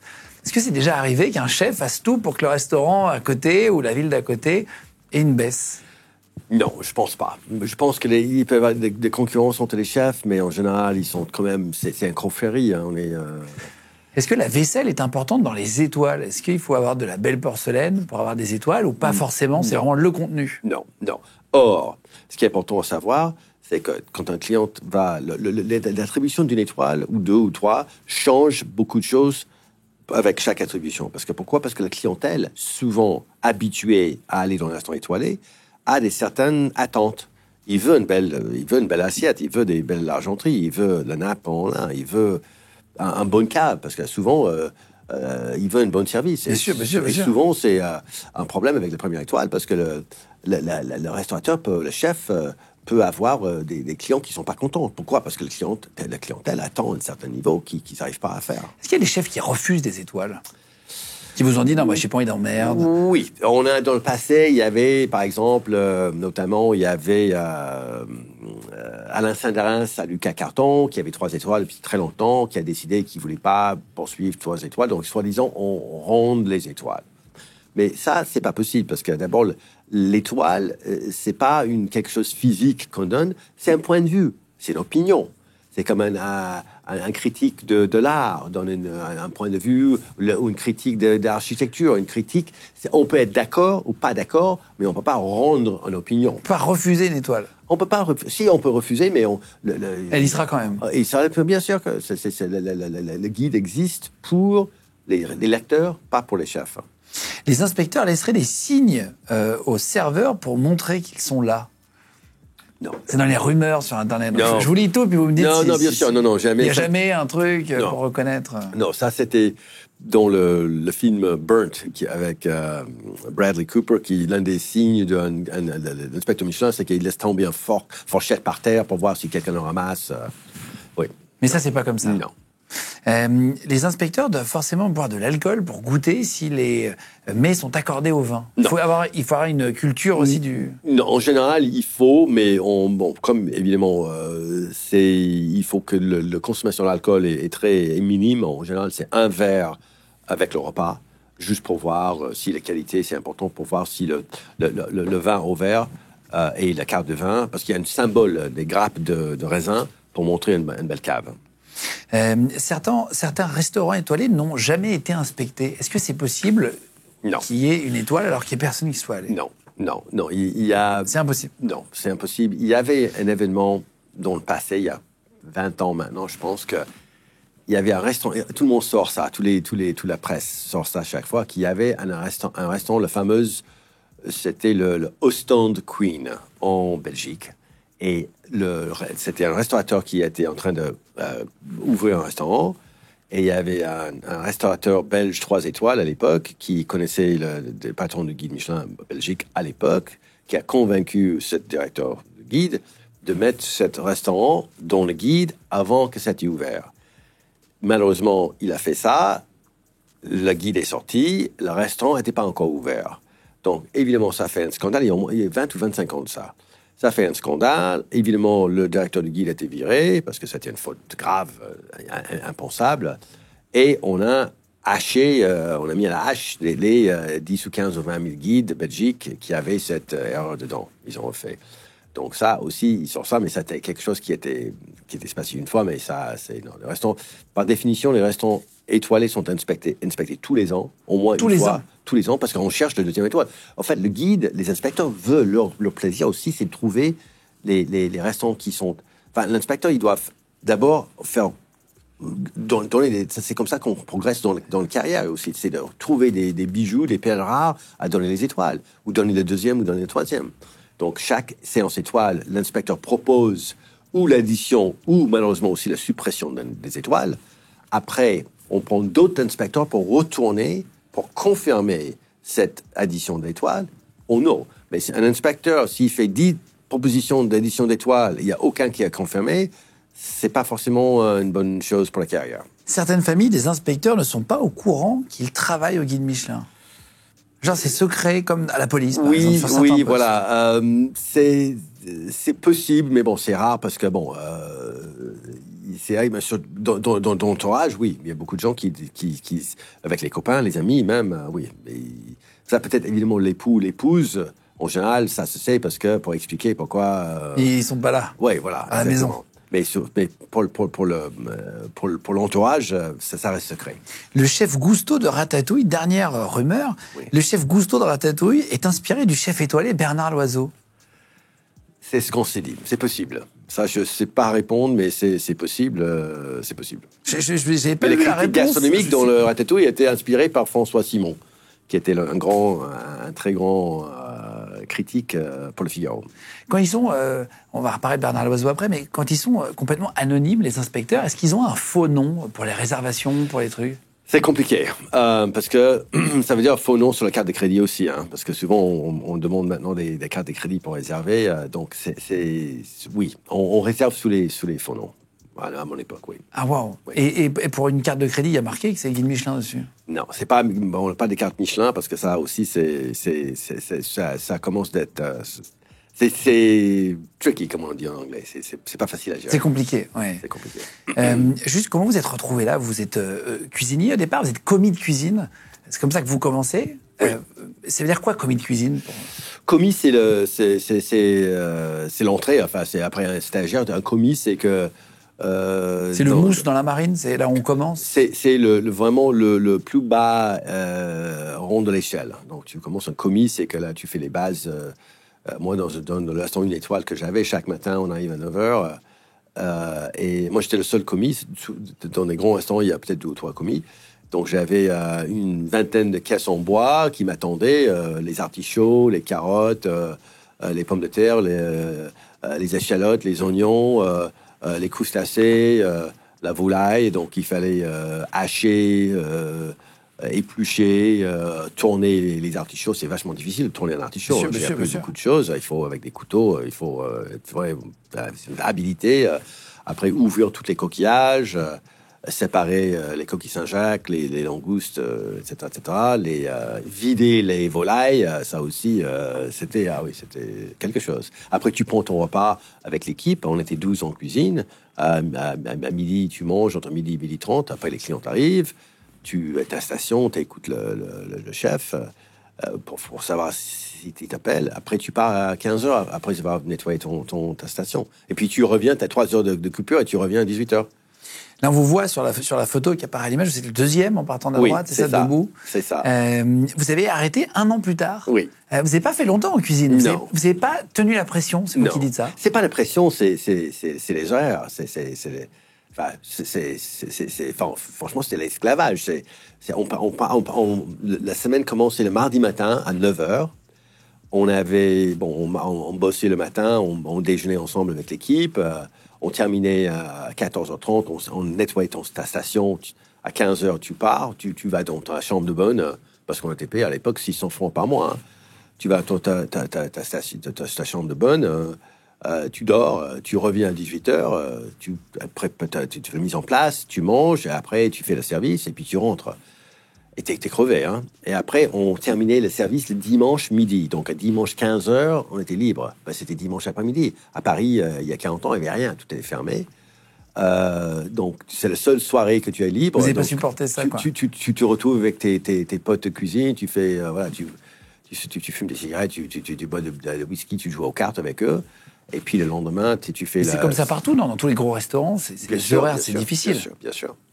Ça parlait du guide Michelin déjà, vous l'entendiez quand vous étiez commis de cuisine, vous entendiez les gens parler du Michelin, c'était un truc qui revenait aux oreilles. Bien sûr. Ah non, on avait une étoile. Quand tu es même si tu es commis, la fierté d'avoir une étoile, c'est incroyable. Il faut pas sous-estimer l'importance en cuisine, mais partout où que ce soit, dans n'importe quel pays. L'Angleterre, Hollande par exemple aussi. Parmi les événements de lancement des guides le plus houleux, c'était comme un match de foot. Parce que les Hollandais qui n'ont pas une grande culture culinaire, que le guide Michelin vienne, le grand guide Michelin de France vient reconnaître les chefs hollandais avec les étoiles, ils étaient dithyrambiques. C'était inimaginable pour eux. Comment vous vous retrouvez à la tête du guide Michelin? Alors, vous travaillez dans le pneu, vous allez être embauché par Michelin, la section moto, les pneus de moto. À Clermont-Ferrand, comment est-ce qu'on se retrouve d'un coup à la tête du guide Michelin? C'est assez marrant comme histoire, parce que je suis venu, après mon expérience en cuisine, j'ai décidé de continuer mes études. Donc, je suis rentré terminer mon diplôme aux États-Unis. Je suis revenu en France parce que je suis très grand amoureux de la France. Moi, j'ai toujours me considéré comme un Français né par erreur aux États-Unis.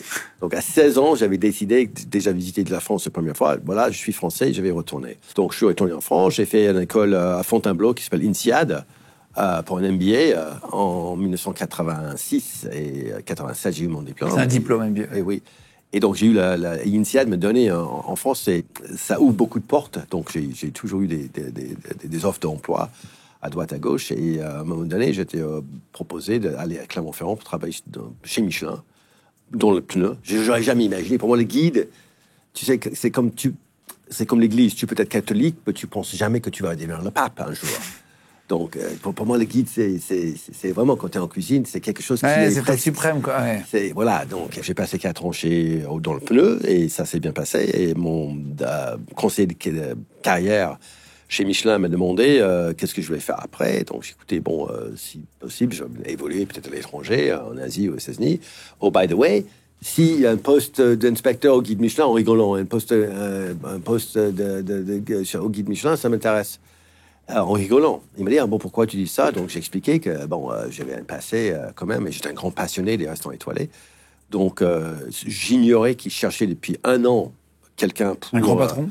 Oui, le patron, parce que la personne qui était embauchée pour continuer le patron de Guide Michelin a décidé au dernier minute de ne pas venir. Il avait peur, apparemment, je ne sais pas, il n'est pas venu. Donc, pendant plus d'1 an, il n'y avait pas de patron du monde Guide Michelin. Et ça a commencé de créer des problèmes avec des chefs, parce que des rumeurs que le guide va fermer, etc., etc. Donc, ils m'ont proposé tout de suite, et c'était la première fois, encore une fois, qu'il y a quelqu'un qui passait du pneumatique au guide.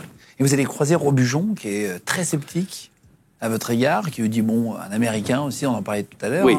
Un Américain était du guide Michelin. Comment vous allez le rassurer? D'abord, quand ils ont... le chef qui était en cuisine, le chef propriétaire Jean Moussier du restaurant 121 était très connu.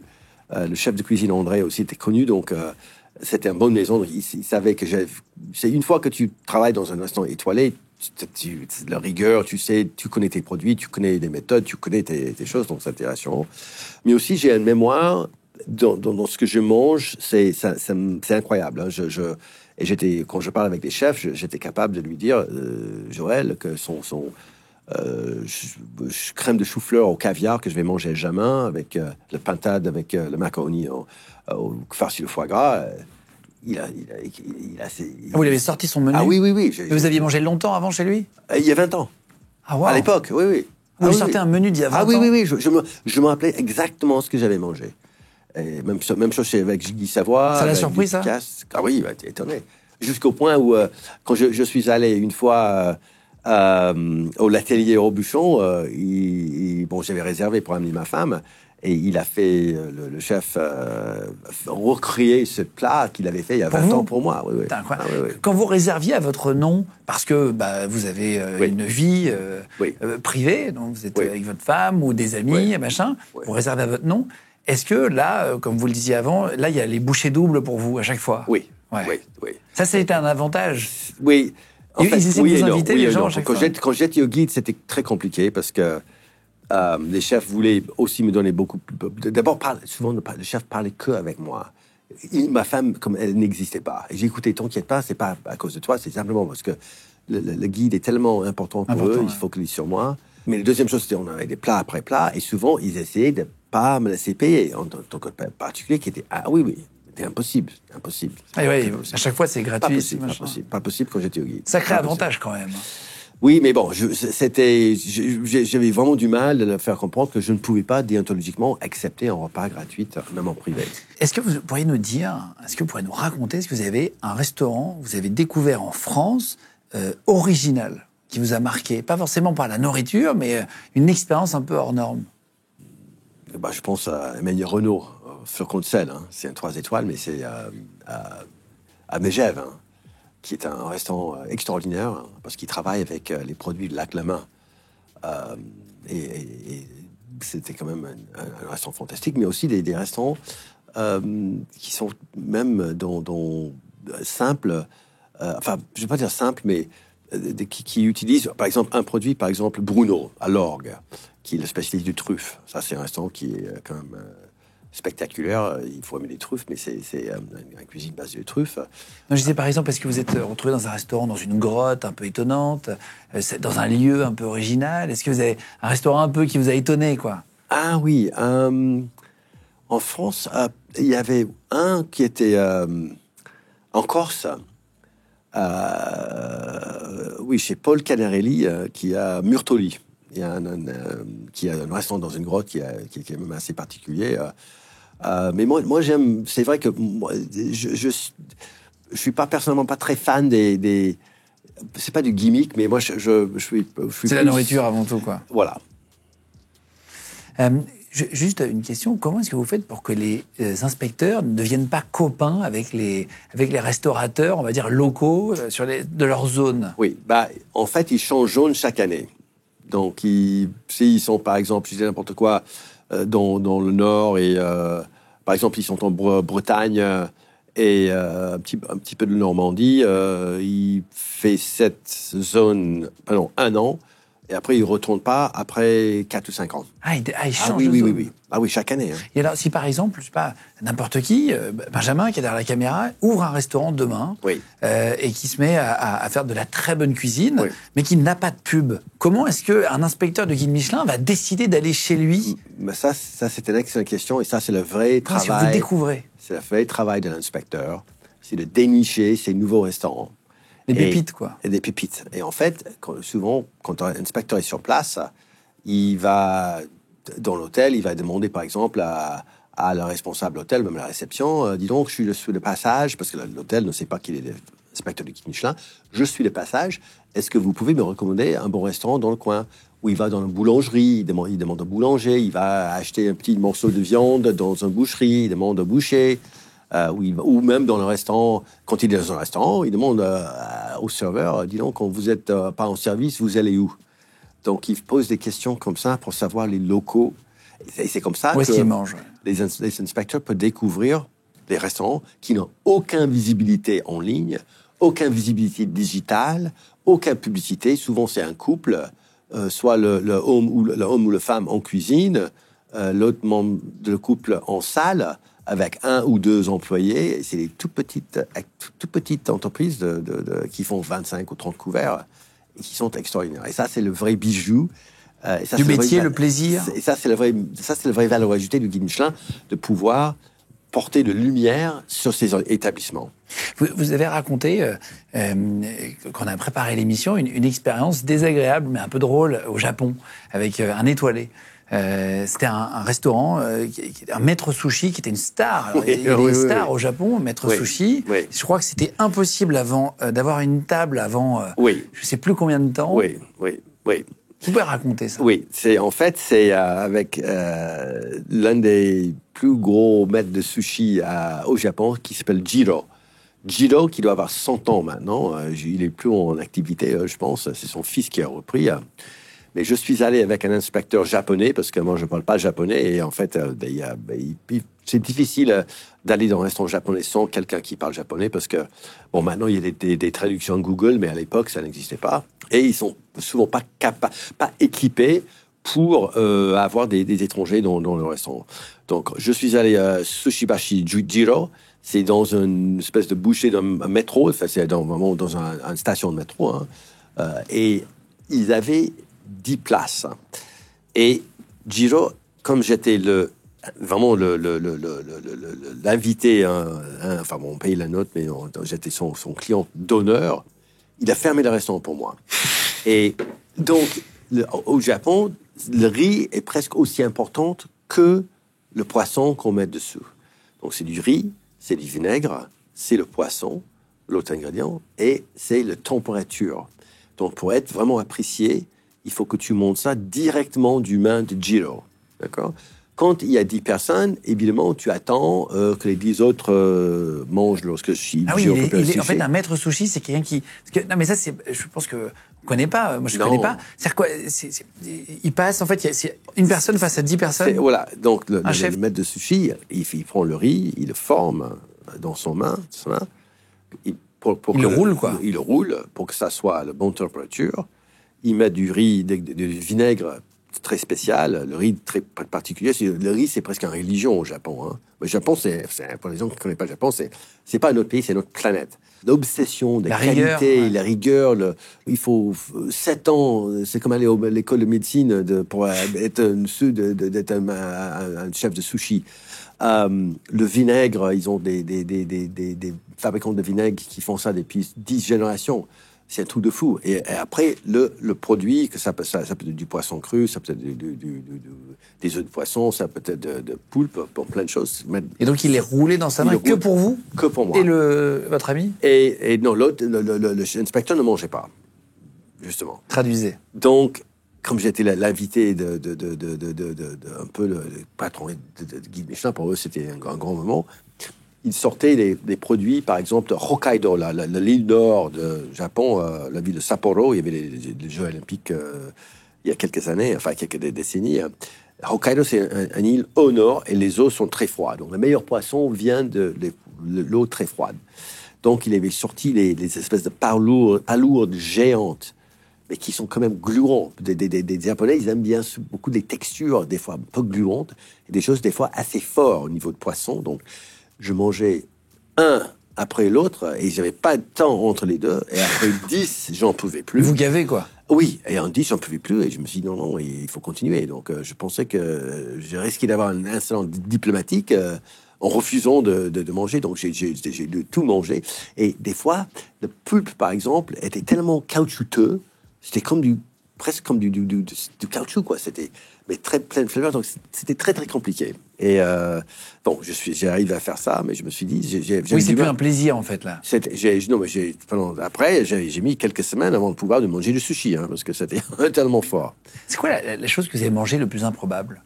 J'ai mangé du calamar vivant une fois en Corée, où on mangeait du chef avait une espèce d'aquarium où il y avait les fruits de la mer où on mangeait, et puis il prenait un gros calamar, et puis coupait les rondelles, le calamar vivante. Donc on mangeait ça. Bon, ça bougeait pas, mais bon, ça aurait pu.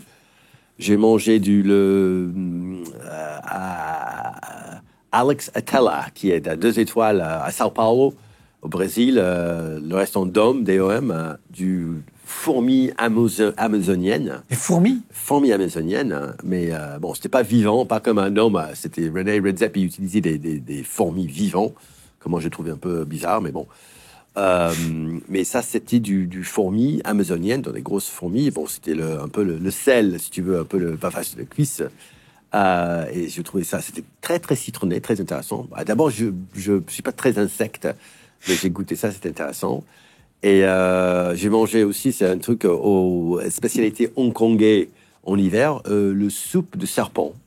Donc, ils prennent des serpents, ils font une soupe avec la viande. Donc, c'est bon, il faut goûter. Moi, je suis prêt à goûter presque tout. Vous avez déjà sorti des plats interdits ou pas, non? Non, enfin... Avec des animaux qui sont protégés, vous arrivez quelque part et on dit, tiens... Michelin, on était très, très, très à cheval. Enfin, pas de soupe de aile de requin. De tortue, j'en sais rien. Oui, de tortue, tu sais, le aile de requin, qui est un endangered species, on peut pas faire ça, ou même les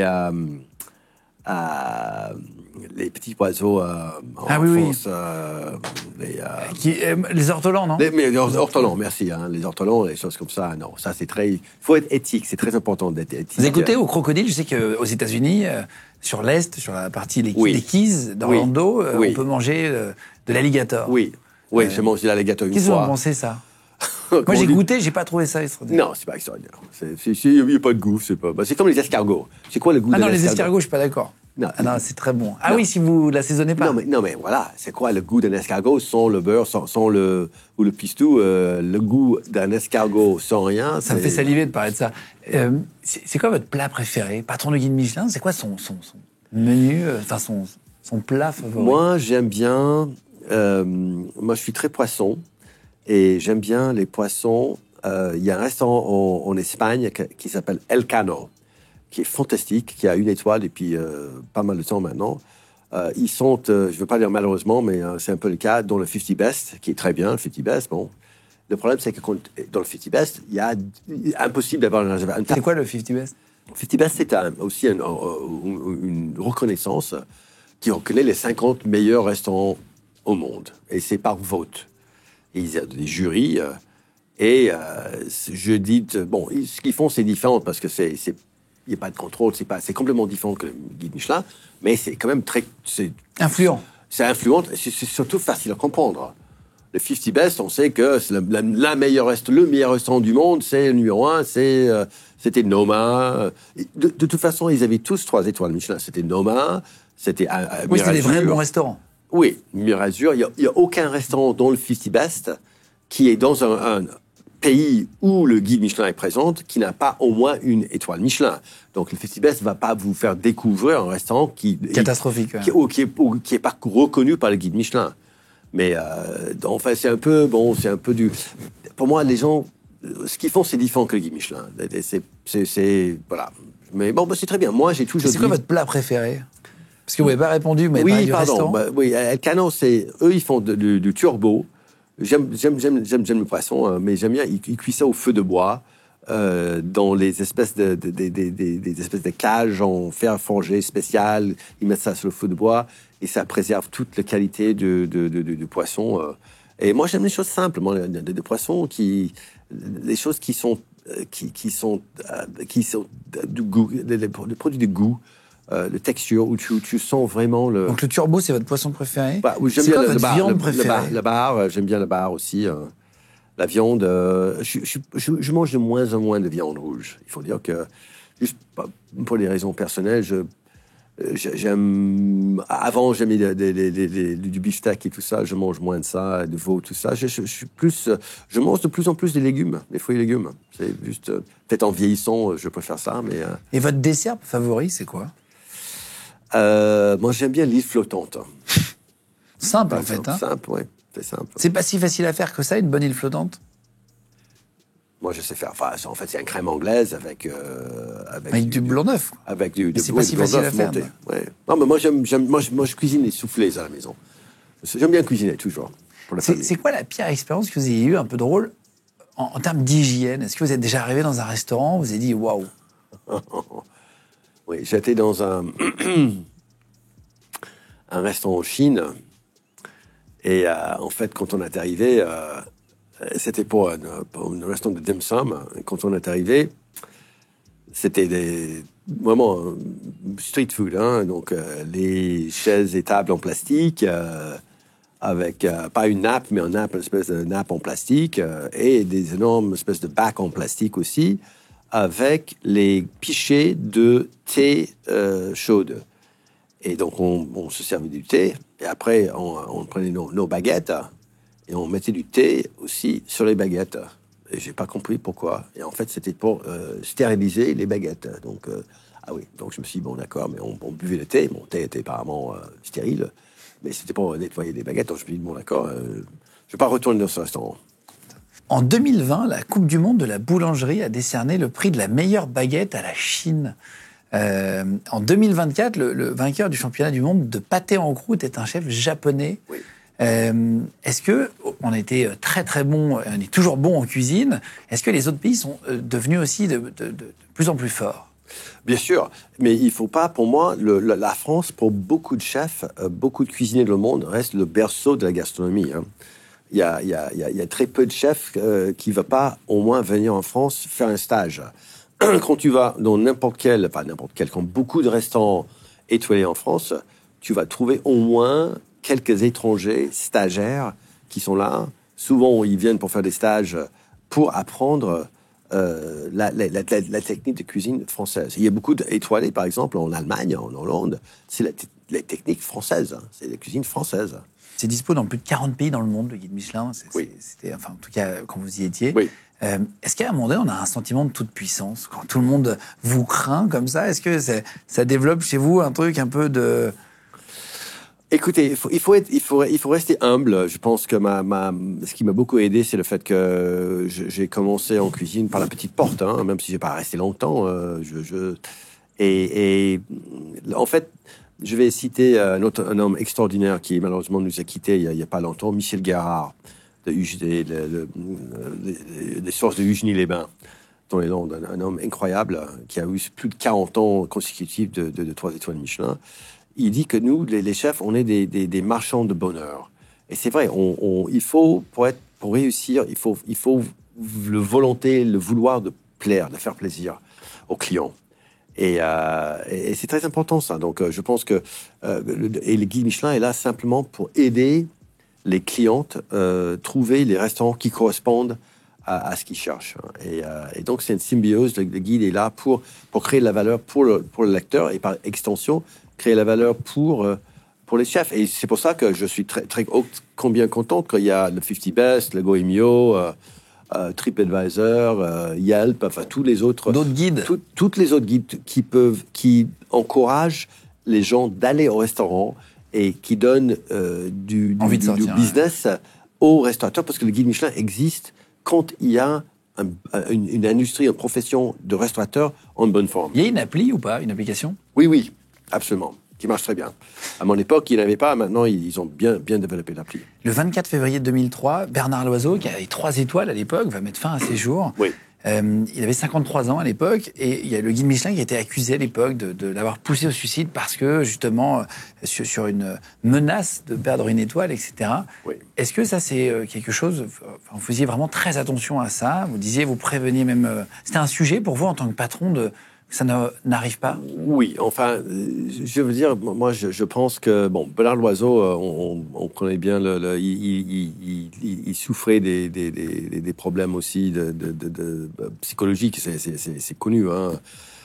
Il était bipolaire, enfin, en fait, quand il s'est suicidé, c'était quelques semaines après avoir la confirmation de 3 étoiles au guide, donc c'était pas du tout lié au guide.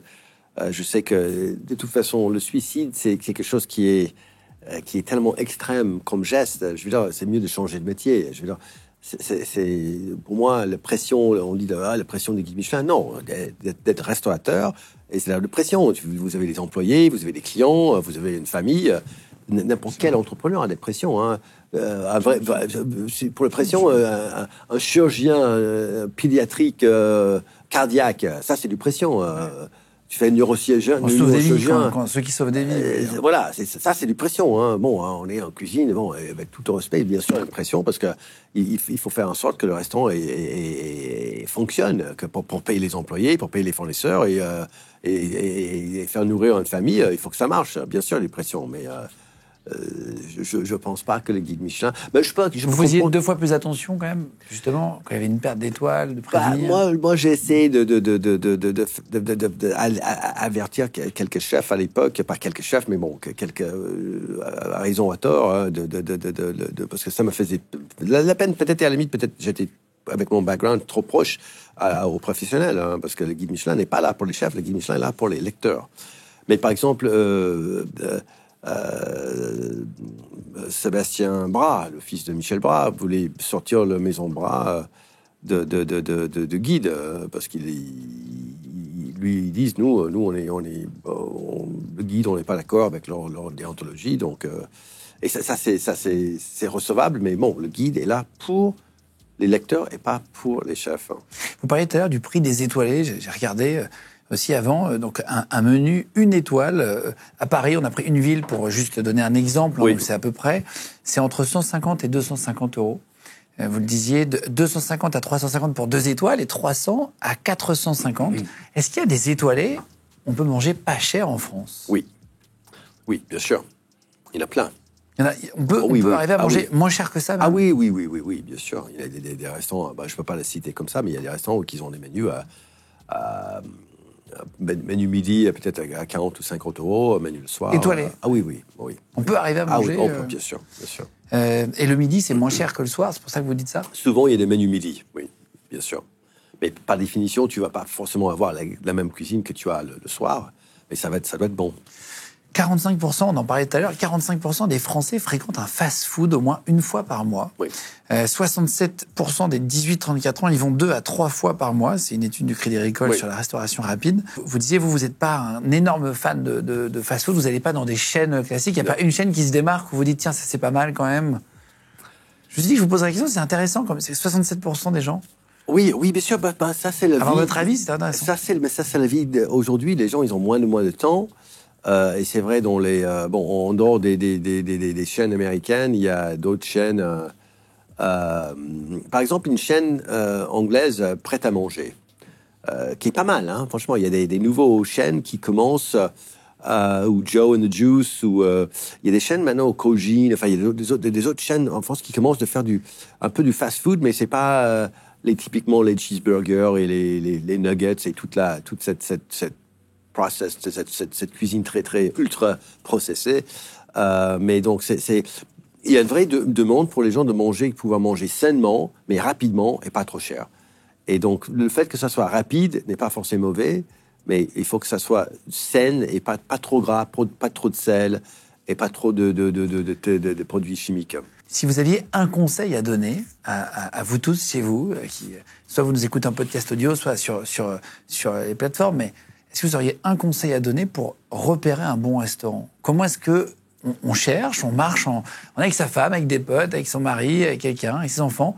Comment est-ce qu'on peut repérer un bon restaurant ou un restaurant arnaque un peu attrape-touriste? Est-ce qu'il y a moyen de le voir? Oui, en fait, il faut regarder la carte et voir s'il y a des plats cuisinés qui sont un peu les plats bourgeoises, comme un coq au vin, comme un bœuf aux carottes, comme un pot-au-feu. Les choses, et pas que les choses, les tomates burrata ou le carpaccio de bœuf, ou les choses qui sont... Quelque chose qui est cuisiné, où on voit qu'il faut mettre un effort pour les plats mijotés, en général. Ça, c'est important, parce que le plat mijoté, c'est en général, c'est pas que l'assemblage, c'est le vrai des cuisines. Et la deuxième chose, c'est que souvent, quand tu as des restaurants avec une ardoise, où ça change. Ça, c'est parce que ça veut dire que le menu change tout le temps. Voilà. Et est-ce qu'il y a quelque chose à éviter quand vous êtes devant un restaurant, vous dites, oula, ça, que vous, maintenant vous avez le regard, oui. Vous en avez vu des milliers, vous dites 1600 restaurants étoilés, est-ce qu'il y a quelque chose qui peut être un red flag, où on se dit, oula, ça c'est pas bon signe? C'est difficile. Non, c'est difficile. Comme ça, quand je vois la carte et je vois, c'est que des salades Caesar, des cheeseburgers, des trucs internationaux, qui peut être bon, pourquoi pas, mais moi je cherche quelque chose qui sort de l'ordinaire, quelque chose qui est cuisiné avec amour et avec attention. Vous avez de la famille, vous avez des amis. Oui. Personne ne doit oser vous inviter à manger, non? Ça doit être stressant de vous inviter à manger. C'est marrant, tout le monde me dit ça, mais moi, ce que j'ai dit... On doit juger, vous jugez, non, quand vous allez... Non, moi, je veux... ce que je veux, moi, je veux passer un moment. J'ai eu assez d'expérience gastronomique dans ma vie que ça me suffit largement. Hein. Donc, moi, ce que je veux, c'est que les gens... qu'on passe un bon moment convivial. Oui, mais d'accord, mais ça ne stresse pas vos amis, en vrai? Si. Mais j'essaie de dire, écoute, fais quelque chose de simple. Moi, j'aime bien la simplicité. Les bons produits, il ne faut jamais se leurrer. Toute bonne cuisine commence avec de bons produits. Moi, simplement, une belle salade de tomates, avec des bons concombres, avec une bonne huile d'olive, avec une bonne vinaigre d'échalote, vinaigre de vin rouge. C'est ça, la simplicité. Est-ce qu'on se sent jugé quand on invite quelqu'un à manger? On se dit, tiens, alors quand c'est vraiment quelqu'un de professionnel, ça ne doit pas être agréable de vous avoir avant, sur la préparation. C'est ça. Mais bon, ça... Après, il me voit très bien et je sais complimenter, même si c'est... Trouver toujours quelque chose de positif à dire. Oui, c'est ça, c'est ça. Cuisine, exactement. Qu'est-ce que vous faites depuis? Vous êtes parti en 2018, vous avez posé votre démission, puis vous avez changé de carrière. Vous êtes parti sur quoi maintenant? Oui, en fait, je suis parti pour travailler. J'étais on a créé un poste pour moi, le Chief Culinary Officer en anglais. Donc, ça veut dire le patron, j'étais le CCO, donc le patron de toute l'activité culinaire pour le groupe d'hôtellerie Jumeirah, basé à Dubaï. Ils ont 23 hôtels dans le monde, principalement au Moyen-Orient, mais aussi en Asie et en Europe. Et enfin, c'est le patron de ce groupe était l'ancien patron de Four Seasons France. Donc, il est parti, il m'a convaincu de quitter le guide Michelin, où j'étais très content. Je ne voulais pas, mais bon, c'était une opportunité très intéressante. Donc, j'ai fait mon contrat de 3 ans. Et après, j'ai monté ma boîte à Dubaï de conseils. Et maintenant, je fais des conseils pour les groupes d'hôtels et restaurants un peu dans le monde entier, mais principalement dans le Golfe. Et ils sont bons? Ah oui, très bien. Ah oui, non, mais Dubaï, c'est incroyable. Hein, le nombre de restaurants et des chefs qui viennent. Dubaï est complètement transformé. Hein, Merci Michael d'être venu. Merci Guillaume, c'était un grand plaisir. D'avoir compris un peu votre parcours et d'avoir pris le temps pendant vos vacances. Je crois que vous étiez quelques jours de vacances, vous avez pris... un grand plaisir. Vous étiez à Paris, on attendait que vous veniez ici pour avoir la chance de vous avoir un petit peu, pour pouvoir prendre le temps de discuter ensemble. Merci en tout cas d'être venu. Merci à vous tous d'avoir regardé l'émission. Merci à toute l'équipe d'avoir préparé cette émission. On se retrouve très vite de toute façon pour une prochaine vidéo, tous les mercredis, vendredis et dimanches sur Légendes. On se retrouve très vite. À bientôt tout le monde.